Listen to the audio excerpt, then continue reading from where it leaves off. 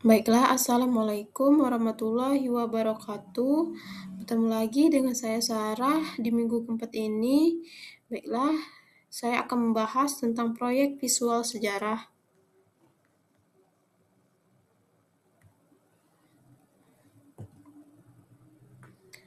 Selamat datang teman-teman di minggu keempat ini. Baiklah teman-teman, selamat datang di minggu keempat ini. Kita berada di tahap krusial produksi proyek visual sejarah.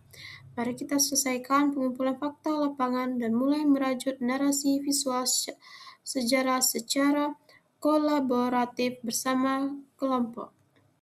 Nah, teman-teman, tujuan pembelajaran kita membedakan dan menjelaskan dinamika politik, sosial, dan ekonomi pada masa Soekarno-Soeharto hingga era reformasi. Alur pembelajaran kita minggu ini yang pertama yaitu sesi tatap muka. Kita akan mendistribusikan kemajuan atau check-in progress wawancara secara lisan yang kalian fokus pada penyelesaian masalah terkait kepada pencarian narasumber dan data di lapangan. Dan kedua yaitu sesi tutorial. Saatnya berkolaborasi mengeksekusi data, merampungkan poster atau kolasi visual digital beserta narasi teks yang membandingkan realitas ketika era pemerintahan tersebut secara tajam. Di sini kita akan membahas tentang check-in progress lapangan.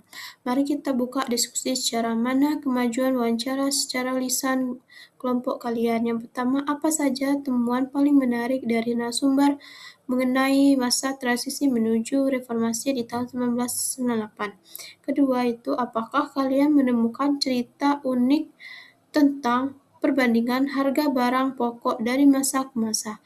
Yang ketiga itu ceritakan pengalaman langsung kalian saat menggali informasi dari tokoh, masyarakat, atau keluarga. Di sini ada kendala pengumpulan fakta. Yang pertama, lupa detail. Narasumber seringkali tidak dapat mengingat tahun pasti atau detail spesifik dari sebuah kejadian sejarah yang mereka alami di masa lalu. Kedua, minim arsip. Sulitnya menemukan dokumentasi atau foto pribadi milik keluarga yang otentik untuk memvisualisasikan era Orde Lama atau awal Orde Baru. Yang ketiga itu bias informasi. Cerita lisan dari narasumber terkadang bersifat sangat subjektif, hanya mencerminkan pengalaman pribadi tanpa melihat gambaran besar. Selanjutnya ada strategi mengatasi kendala. Yang pertama, gunakan pembantik. Nah, pancing ingatan narasumber melalui peristiwa besar yang ikonik atau misal waktu antri minyak tanah atau saat pemilu pertama kali. Yang kedua itu fokus pada rasa. Jika mereka lupa tahun, mintalah mereka mendeskripsikan suasana, kondisi ekonomi dan perasaan masyarakat saat itu. Yang ketiga yaitu cross-check data. Padukan cerita subjektif narasumber dengan fakta dari literatur sejarah yang kredibel agar narasi tetap objektif. Sumber arsip visual digital. Nah, di sini ada 3 arsip. Yang pertama ANRI, Arsip Nasional Republik Indonesia, menyediakan galeri foto bersejarah dengan kualitas tinggi yang legal diakses publik. Yang kedua itu Wikimedia Commons menyimpan ribuan visual berlisensi dominan publik mulai dari era pra-kemerdekaan hingga reformasi. Yang ketiga itu Perpusnas. Koleksi digital Perpustakaan Nasional menyimpan koran, majalah, dan literatur lawas yang bisa diakses secara online. Dan selanjutnya yaitu sesi tutorial produk proyek. Tahap persiapan telah usai, kini saatnya mengeksekusi temuan data lapangan menjadi sebuah karya nyata yang informatif dan mengugah kesadaran kesejarahan. Selanjutnya ada proyek visual sejarah. Proyek ini bukan sekedar tugas menempelkan foto jadul, ini adalah upaya menciptakan karya visual seperti poster atau kolasi digital yang mampu menceritakan secara mendalam. Melalui satu frame narasi yang kuat, kalian dituntut untuk memperlihatkan kontras dinamika politik, ekonomi dan sosial yang terjadi di antara masa Orde Lama dan Orde Baru hingga lahirnya era reformasi. Di sini ada 3 era pemerintahan utama. Di era lama, Soekarno, era awal kemerdekaan dengan fokus pada pembangunan karakter bangsa dan nasionalisme, namun diwarnai oleh hiperinflasi dan ekonomi yang terpimpin. Sedangkan Orde Baru, periode yang menegakkan pada pembangunan fisik terpusat dan stabilitas keamanan berlapis diiringi dengan kontrol dan pengawasan ketat terhadap Frans. Yang ketiga yaitu era reformasi, masa transisi menuju iklim demokrasi yang sesungguhnya, ditandai oleh desentralisasi kekuasaan dan terbukanya keran kebebasan berpendapat. Selanjutnya di sini ada fokus perbandingan ekonomi dinamika, harga, dan kesejahteraan. Bagaimana realitas harga kebutuhan pokok berevolusi, mulai dari fenomena antrian panjang sembako di era Soekarno, program swasembada beras yang akhirnya diikuti oleh badai krisis moneter di tahun 1998 di era Soeharto, hingga kebangkitan dan upaya stabilitas ekonomi pasca reformasi. Dan gunakan kutipan langsung dari narasumber kalian untuk memvalidasi angka-angka makroekonomi ini ke dalam pengalaman hidup sehari-hari masyarakat awam. Baiklah, sini kita akan membandingkan dua gambar ini. Di gambar yang pertama itu represi dan pemberedelan atau Orde Baru, era di mana Frans dibungkam dengan ancaman pencabutan SIUPP, menciptakan iklim ketakutan. Sedangkan gambar yang kedua yaitu kebebasan dan transparansi atau reformasi, masa di mana setiap warga negara bebas bersuara, mengkritik dan menuntut transparansi tanpa rasa takut. Selanjutnya kita akan bahas anatomi poster sejarah kuat. Di gambar yang pertama yaitu judul utama yang mengunggah.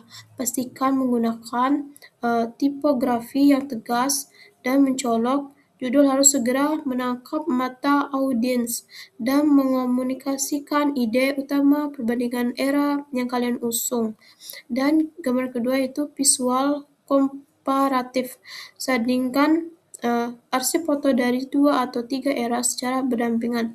Biarkan gambar yang berbicara melihatkan kontras pembangunan atau kebebasan secara seketika. Yang ketiga yaitu narasi singkat dan tajam. Hindari paragraf panjang, masukkan kutipan emas dari wawancara secara lisan kalian.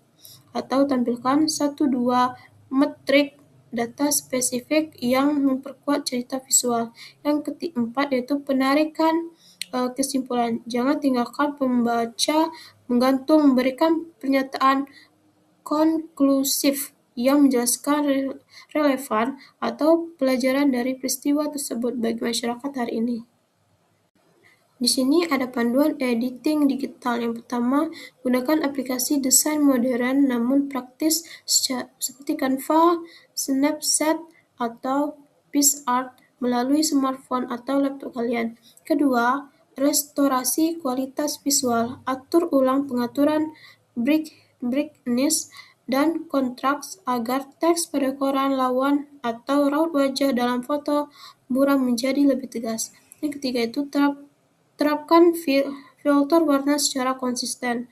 Panduan warna sepia untuk Orde Lama dengan visual berwarna cerah masa kini demi menunjukkan batas demarkasi waktu.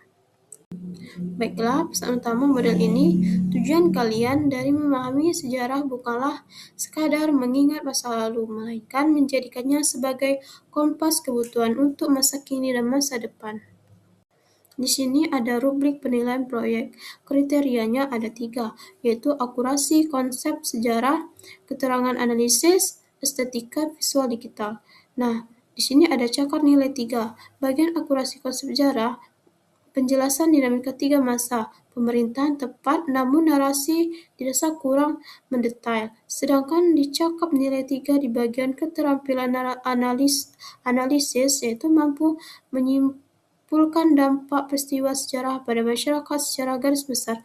Sedangkan yang kriteria yang ketiga yaitu estetika visual digital, cakap nilai 3-nya yaitu karya cukup teratur, layout, penempatan foto mendukung teks narasi dengan baik.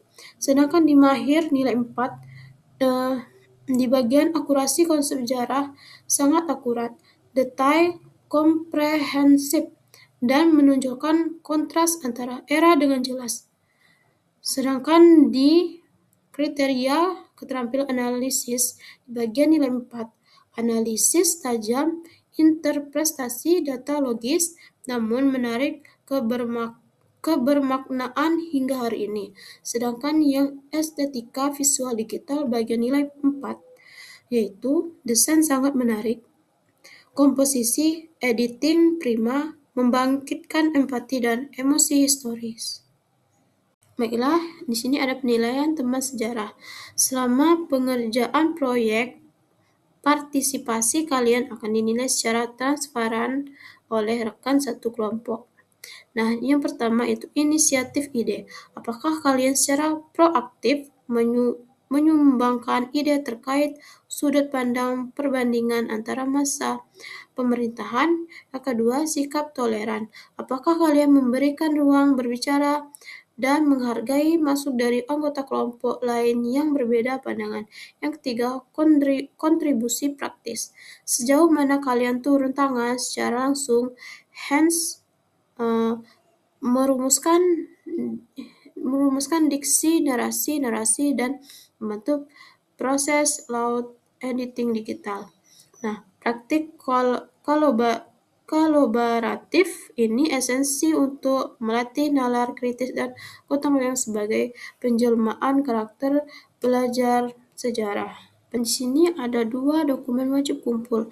Pastikan selesai hari ini. Di akhir sesi tutorial minggu 4 ini, setiap kelompok bertanggung jawab untuk mengumpulkan luar berikut ke platform e-learning PKBM Go Digital. Yang pertama, drive final, poster atau kolase sejarah digital. Kedua, logbook, wawancara, dan arsip mentah. Baiklah teman-teman, apakah ada pertanyaan untuk minggu keempat ini? Kalau ada, bisa hubungi saya teman-teman. Bila apakah kalian menemukan kendala teks saat menggunakan aplikasi Canva atau membutuhkan arah lebih detail dan menyeleksi arsip foto. Mungkin untuk minggu 4 ini sampai sini saja teman-teman. Saya akhiri. Wassalamualaikum warahmatullahi wabarakatuh.